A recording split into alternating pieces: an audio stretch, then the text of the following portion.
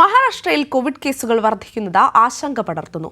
കഴിഞ്ഞ ദിവസം സംസ്ഥാനത്ത് 131 പുതിയ കേസുകൾ റിപ്പോർട്ട് ചെയ്തപ്പോൾ പുതിയ വകഭേദമായ JN1 ബാധിച്ചവരുടെ എണ്ണം 29 ഉയർന്നു. ഈ മാസം 15 വരെ കർശന നിയന്ത്രണങ്ങളാണ് നഗരത്തിൽ ഏർപ്പെടുത്തിയിരിക്കുന്നത്. മഹാരാഷ്ട്രയിൽ കോവിഡിന്റെ പുതിയ വകഭേദമായ JN1 വ്യാപനത്തിൽ വലിയ വർധനവ് റിപ്പോർട്ട് ചെയ്തു. ആകെ 29 കേസുകളാണ് സംസ്ഥാനം ഇതുവരെ സ്ഥിരീകരിച്ചത്.